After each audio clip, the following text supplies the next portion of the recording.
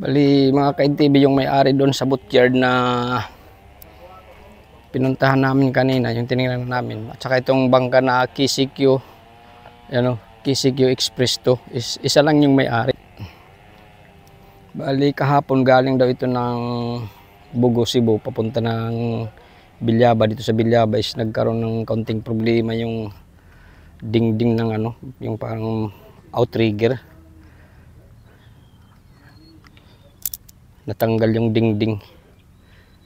Mabuti hindi nagpanik yung mga pasahero nila, mga ka-NTV.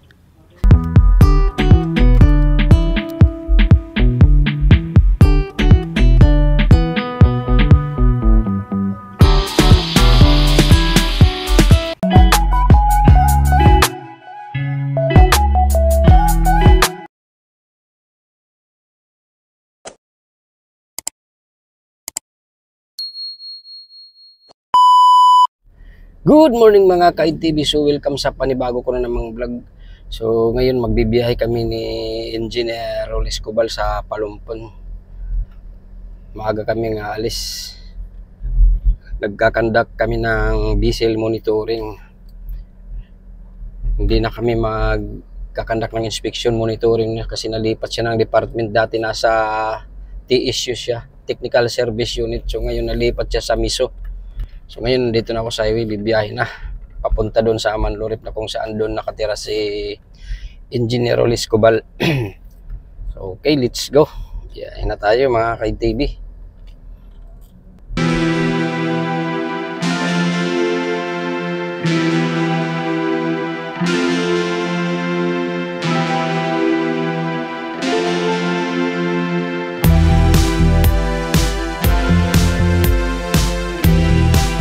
Sa Manlurip, dito tayo sa labas ng bahay ni Engineer Rolis Cubal. Dito sa highway lang.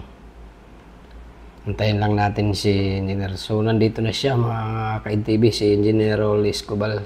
Shout out kay Sir Rolis Cubal. Good morning, good morning. So bibiyahe na kami mga ka-NTV. Let's go.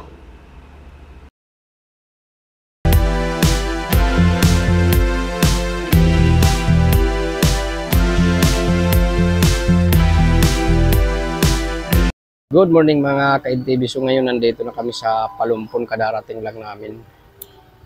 Nandito na kami sa port ng Palumpon. Ayan, mga barko. Nagkakanda kami dito ng diesel monitoring sa mga bangka at barko. Kasi yung kasama ko si Engineer Cubal, wala na sa Technical Service Unit. Nandito na siya sa enforcement. So yung trabaho niya ay monitor sa mga sasakyang pandagat. Nag-travel kami ng from Palu, nag-travel kami ng 2 oras at 15 minutos. So yan na mga ka-NTV, napakaganda dito sa port ng Palumpon na yan. Malinis at saka pati yung dagat napakalinaw. Saka yung mga bangka na dumadaong dito na mga pampasahero is recreational boat yan. Nandito na kami sa bootyard. Ito yung ginagawa niyang fiber. Yung tinatrabaho.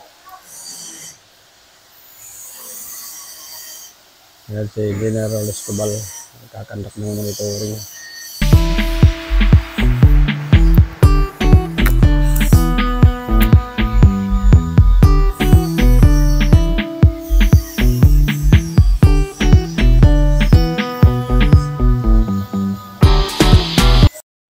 So ito, akyat na kami ni Engineer Rolis Cubal sa taas ng ginagawang bangka na fiber na ito. Itong dambuhalang fiber. Ito yung foreman, itong kausap ni Engineer Rolis Cubal, si Foreman Ariel. So napakalaki nitong bangka yan, napakadambuhala. Stainless yung ginamit nila, binalot ng fiber. Yung nasa ilalim yan, stainless, kitang kita. Dito lang yan sa Palumpon ginawa.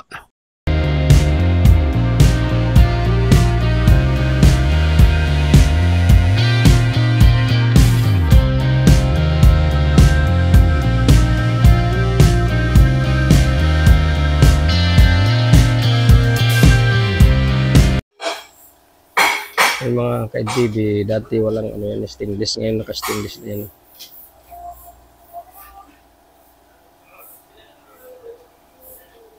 Medyo na malaki-laki din itong bangka na fiber.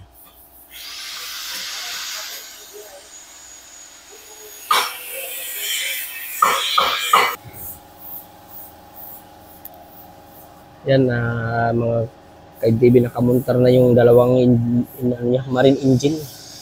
Ay hindi siya marine engine. Ay marine engine nga yun, dalawa. Twin engine siya mga ka-TV. Nakamontar na siya, nakaplastada na. Yan.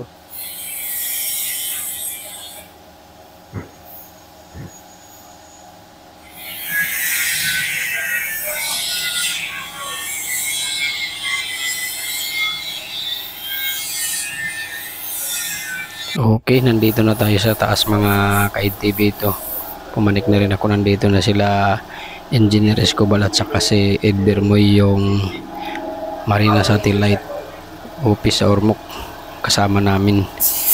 Yan o, minamasilya na nila dito na. Medyo makinis na siya, hindi na kagaya nung una nung pumunta kami ni Engineer Ivor Francisco. Is pangit tingnan kasi mga stainless yung mga makikita mo. Sa ngayon hindi mo na halatang may stainless kasi nabalot na siya ng fiber mga ka-TV. Yan, may nagmamasilya, may nagliliha. Yan o, si Engineer Escobar at saka si Ed Bermoy. Bali magpapalipad si Engineer Escobar ng drone para makunan ng video. Magdo-drone shot. So yan, kaharap nila yung foreman. Wala kasi dito yung may-ari, si Mr. Bacalya mga ka-TV. So siya na lang yung kinakausap namin, yung foreman, kasi siya yung pinagkakatiwalaan dito sa butchered. Okay.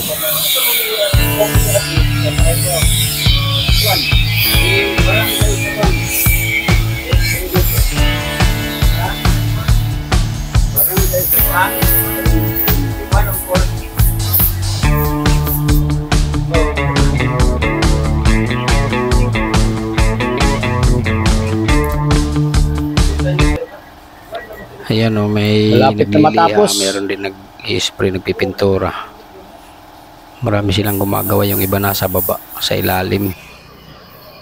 Yan yung labas. Ayan, yan mga ka-TV, dito kami sa butchered ni Carl. Yung pangalan ng butchered dito is Boots Manufacturing Ocean Ferry Yard. Dito sa Palumpon, Leyte. Videohan ko siya sa labas para makita yung pangalan mga ka-TV. Sila Bali itong butcher nito is tabing dagat at saka tabi ng kalsada sa highway dito sa Palumpon. Our hearts beat to the city streets. We began to feel the fire. We rise like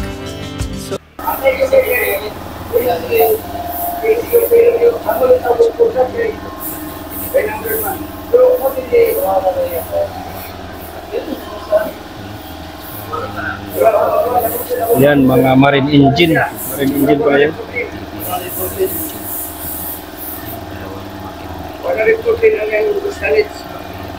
Sir, ano yan sir? Bali marine engine yan dalawa? Oo sir, automotive, hindi siya kuha na siya ka na automotive Kanto sa? pero naka-converted to marine na siya. Kaya na naman siya ang mga transmission marine naman. Transmission niya. Kuha na siya ka ng Converted na siya as marine engine, no? puro niya pure fiber. Sulit na siya. Pero ililihin ng mga kanto nga para sa deck. Sa deck. Mga stainless ang libutan. Stainless yan siya. Pero nga to, puro, wala gato yung halo nga. Wala halo nga stainless nga. Puro na. Pure siya, kadto. Pure nga fiber. Oo, pati itong mga stipin. Asa na yung mga bill, mga guys. Kay pagtika nga ni diri naman may ato si Atwan. Dito naman kami si Ivor mag-umpisa. Hindi ko din ang fiber ano nga pinakarin ni stipin. Ako nakuha na nga. Ako na yung mga kuha na mga alloy nga steel na Kuha namang buti ikalaw sa inyo mga kamarina nga. Fiber na nga mo mga countries, mga puso kakuhan.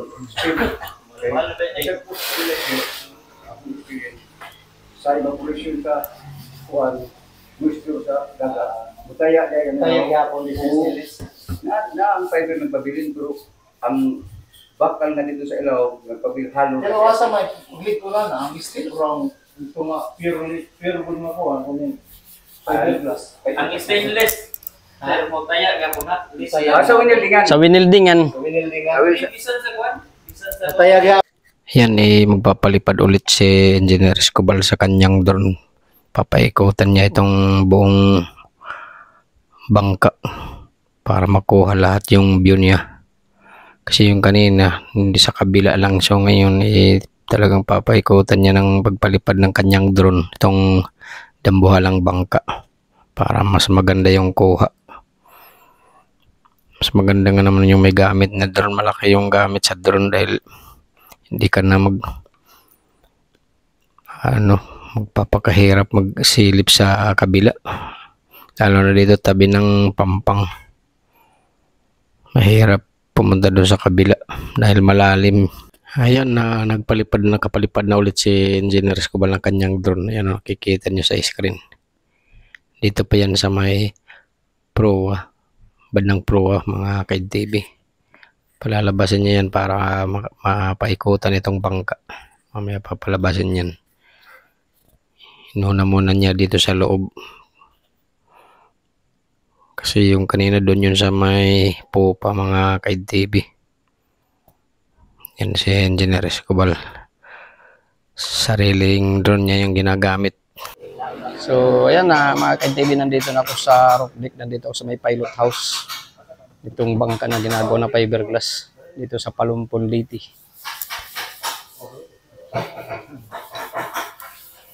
Yan yung mga nagtatrabaho dito.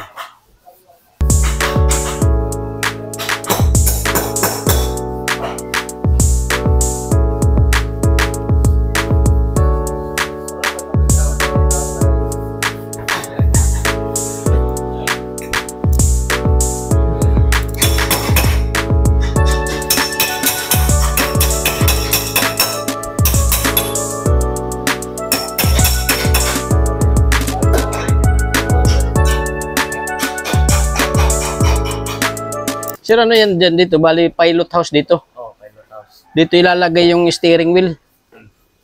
Okay. Maganda ito yung pagkagawa. Malaki. Tagal-tagal na rin itong ginagawa. Ilang beses na kami nagpunta dito. Pero at least ngayon medyo ano na siya.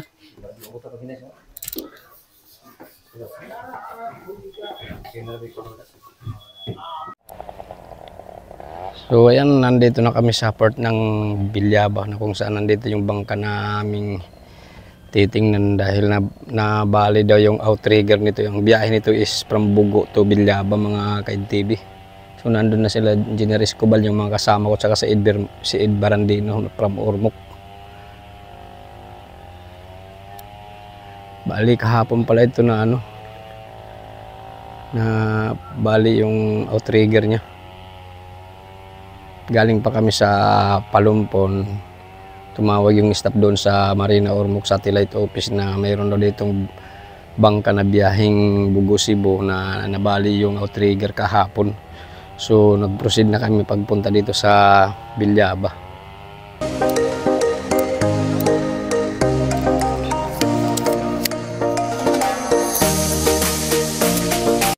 So dito ni-interview na ni Engineer Escobar yung boat captain itong bangka na ECQ Express to, kung ano ang talagang nangyari nung sila'y nagbibiyahe sa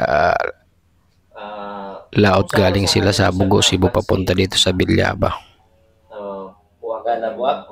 Yan nabi kalanggaman, mga kalanggaman. Oras. Mga laon na pasado ito, no? Laon na media. Pasag oras to ka pa na. So, 1:30 na. 1:30 PM na eh. So, kinsa naka-notice? Ang akong pro din sa boss. Kinsa nga pro? Bisag ako lang, makinista ba? Ikaw ba tayo kasama tayo ipanaaw na ko gapon. Ikaw to gabi, no? Motorman. Motorman lang. Pero dito. Motorman. Alin mo? Tapos unsa man yang gibuhat? Amo lagi patimbangan nga rin ako anong pabalhin na pasahero di sa tuo aron kayo kiling. Pag depart ninyo sir, ang load line taas ba ang tubig? Asa ang level sa tubig? Bawod ba dili? Ba nagigamay diha na kato pag unos na dabis kalanggaman muna to siya. Pag unos. So pag unos di sa man ko to bang tubig mo abot diri. Di ramat. Di na sa angat ba na siya kayo wa pa na mo ba? Ganay. Kung unos sir nganong naman sa sulod. Ang wa man sa gawas.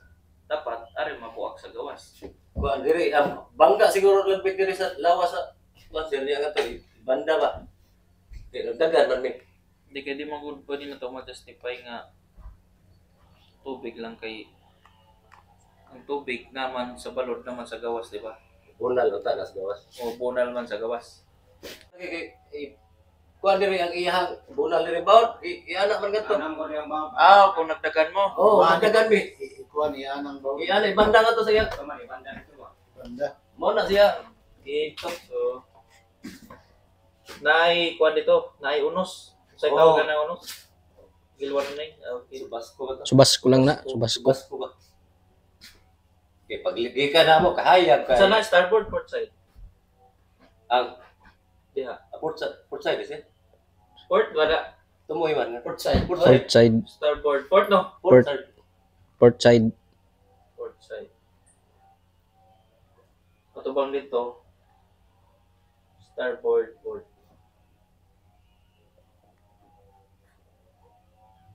Igagaydag ko kabaon, buto ara gito siya. Crack. Crab sa na. Isod sa tubig na. Crack. Hindi crack or kuan.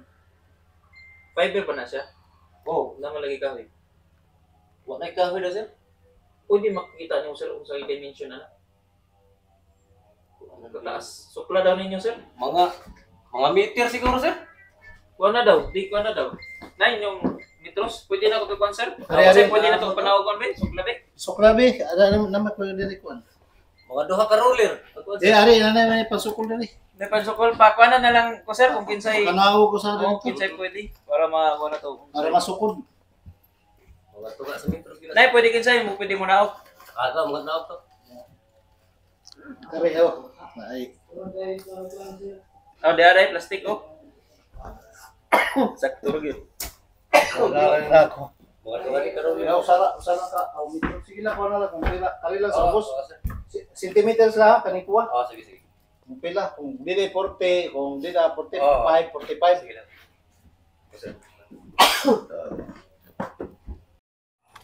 Yan pinasusukat na namin yung nabutas na dingding dito sa may sa may parang outrigger yan yung dingding na nabutas dito. Ano pala to, trimaran.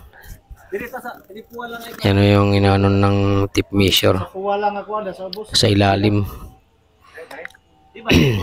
Kaya nakisuyo na lang kami na sila na yung magsukat dahil talagang lulusong ka sa tubig dagat para masukat mo yung nabutas na dingding. Yan no. Sinusukat na ni Manong sa ng tip measure. Pinaliparan ng drone niyang kanina ni Engineer Escobar pero hindi siya makita kasi nasa ilalim na siya eh. Yan o, pinipicturan ko rin. Hindi ko rin makakaya kasi talagang kailangan bumaba kaya bago mo makita yung yung butas.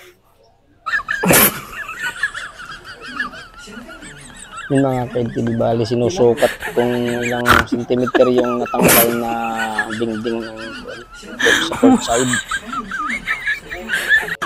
Kaya kuha lang ako. 97.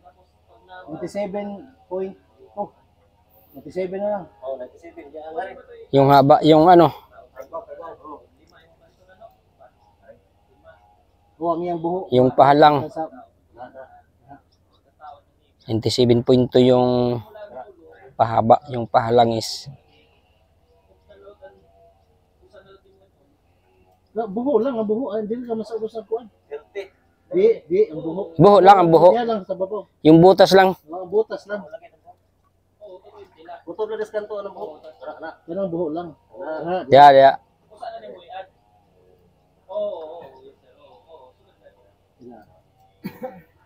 Madali man ito mapuno sir. Tapos ano mo Dito. 22 centimeter.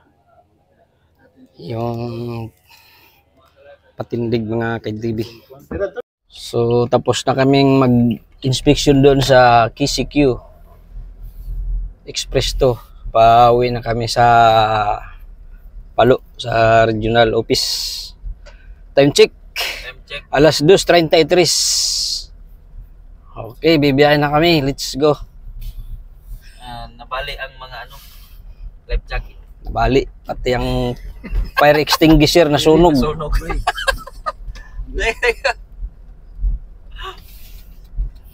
Nasunog ang fire extinguisher. Fire extinguisher na sunog. Life jacket na bali. Nabali ang life jacket. Tapos Ngayon pauwi na kami sa Palo. Kagagaling lang namin sa Palumpon at Bilya Baliti na kung saan nagkanda kami ng diesel monitoring at saka boatyard. At pinuntahan din namin doon yung bangka na nagka-problema sa laot. So okay, ito bibiyahin na kami. Let's go.